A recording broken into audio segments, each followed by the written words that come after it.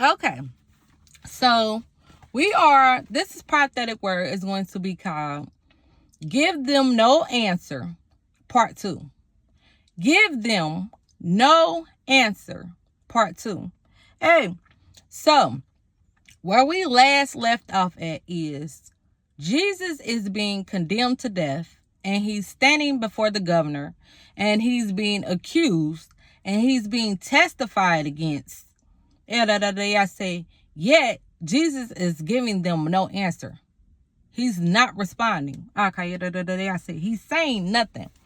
Now, where we last left off at is Polite is saying he knows that Jesus, he says in Matthew chapter 27, verse 18, for he knew that it was out of envy that they had delivered him up. They had only delivered Jesus up to be condemned and put to death out of envy.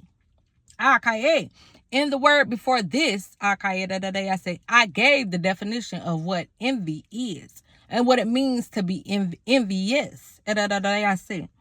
Hey, okay, so we're going to start from there. Matthew chapter 27, verse 18. For he knew that it was out of envy that they had delivered him up. Besides, while he was sitting on the judgment seat, his wife sent word to him, saying, have nothing to do with that righteous man, for I have suffered much because of him today in a dream. Okay, so pause. What's going on right here is Polite, he's the governor at the time. And he's sitting on the judgment seat, and he's the one to make the decisions. Based on the crowd. Hey, his wife comes to him. Now, Jesus is being condemned to death. To be put to death. Polite wife comes to him and tell him, have nothing to do with that righteous man, for I have suffered much because of him today in a dream. Hey, now listen. Pause. We're going to put a pause right here. We know that God can speak through anything. Anything that he chooses. God already in a dream, confirms to Polite's wife that Jesus is righteous. Hey, it talks about how she suffered much in a dream. Because of Jesus. That same day. So she goes and tells her husband, have nothing to do with that righteous man. Hey, have nothing to do with him, for I have suffered much. Hey, because of him today in a dream. Hey, why is this important? Because this was serving as a warning. This was a warning. Okay, so let's see what happens. Besides, while he was sitting on the judgment seat, his wife sent word to him, have nothing to do with that righteous man, for I have suffered much because of him today in a dream. Pause. This is the second time a confirmation that Jesus is righteous. Judas says, I have sinned by betraying innocent blood. Then Polite's wife says, have nothing to do with that righteous man. So we see that Jesus is innocent and that he's righteous. Have nothing to do with that righteous man, for I have suffered much because of him today in a dream. Now the chief priests and the elders, so pause. Now we get into what's going on with the chief priests and the elders. It says, now the chief priests and the elders persuaded the crowd to ask for Barabbas and destroy Jesus. Now the chief priests and the elders persuaded the crowd to ask for Barabbas and destroy Jesus. Okay. So now the chief priests are over here and the elders are over here. Persuading the crowd. In the crowd, persuading people to pick, to ask for Jesus. Ask for Jesus. Persuasion. Persuading them. trying to sway the crowd, trying to get the majority, walking through the crowd. Why the governor is asking us, do we want Barabbas or do we want Jesus? Ask for Jesus. Matthew chapter 27, verse 20. Now the chief priests and the elders persuaded the crowd to ask for Barabbas and destroy Jesus. The governor again said to them, which of the two do you want me to release for you? And they said, Barabbas. Pilate said to them, then what shall I do with Jesus, who is called Christ? They all said, let him be crucified. And he said, why? Why? What evil has he done? But they shouted all the more, let him be crucified. Hey, so listen. Now that the chief priests and the elders have now persuaded the crowd to ask for Jesus to be put to death. But the governor asks, why? What has he done? But they shouted all the more, let him be crucified. Pause. We're not going to miss that. Right here, they do not give a reasoning of why he should be crucified. Just let him be crucified. I see. Okay, and he said, why? What evil has he done? But they shouted all the more, let him be crucified. So when Pilate saw that he was gaining nothing, but rather that a riot was beginning, he took water and washed his hands before the crowd, saying, I am innocent of this man's blood. See to it yourselves. And all the people answered, his blood be on us and on our children. Hey, now listen to this. I say, so the crowd has been persuaded to ask for Jesus to be condemned. And now, I say, a riot. I say, it's starting to get turned up. A riot is beginning to start.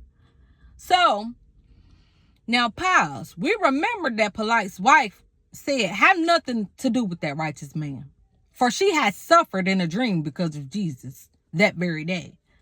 So what Pilate does is, so when Pilate saw that he was gaining nothing, but rather a riot was beginning, he took water and washed his hands. He went to some water and began to wash his hands. He took water and washed his hands before the crowd. So he wanted everybody to see. He was washing his hands so everybody could see. He washed his hands before the crowd, saying, I am innocent of this man's blood. See to it yourselves. What was Pilate saying? I don't want nothing to do with this. I'm washing my hands. I want everybody to see me. I want everybody to witness. I'm washing my hands. I want nothing to do. I am innocent of this man's blood. I have no partake in this. I am not in agreement with what y'all are getting ready to do. If y'all getting ready, whatever y'all getting ready to do, see to it y'allself. Y'all do it. I don't want no parts. I am innocent of this man's blood. See to it yourselves. And all the people answered, his blood be on us and on our children. That was their response. When he said, I am innocent of this man's blood, see to it yourselves, their response is, his blood be on us and on our children. Jesus. Matthew chapter 27, verse 26. Then he released for them Barabbas, and having scourged Jesus, delivered him to be crucified. Then the soldiers of the governor took Jesus into the governor's headquarters, and they gathered the whole Ballantine before him. Yeah, this is where it get deep. They done chose Jesus to be crucified and to be killed. Now remind y'all, I'm going to slow down right here. Because we are people that feel. We are people that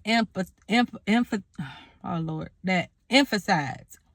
We have empathy, sympathy. Here it is. Everybody against Jesus. Jesus standing before everybody. Like, just picture a crowd. We're going to visualize this. A crowd. Then the soldiers of the governor took Jesus into the governor's headquarters, and they gathered the whole balatin before him.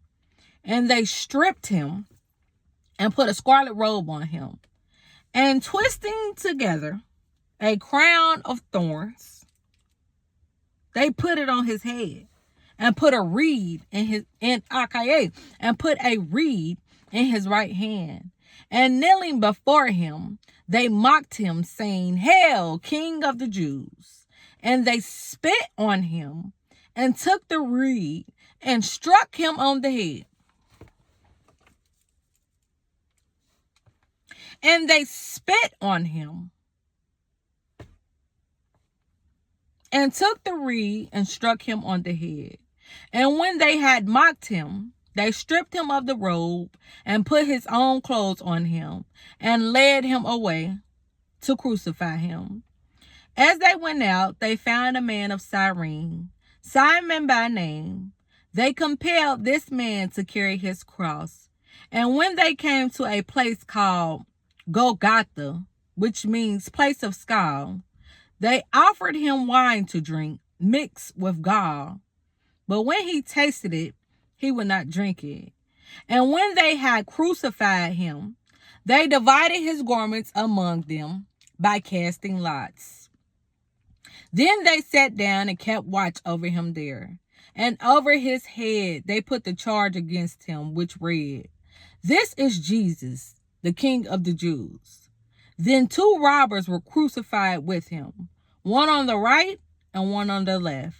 And those who passed by derided him, wagging their heads, and saying, You who would destroy the temple and rebuild it in 3 days, save yourself. If you are the Son of God, come down from the cross." So, pause. Jesus has been spit on. He has been stripped. He's been mocked. He's been accused. He's been testified against. He's also been verified that he's righteous. He's innocent. Yet and still, he's been scourged. He's been whipped. He's been crucified. And then you have people wagging their heads, walking by, telling Jesus, "Save yourself. If you are the Son of God, come down from the cross." Think about this. This is a person, a human being.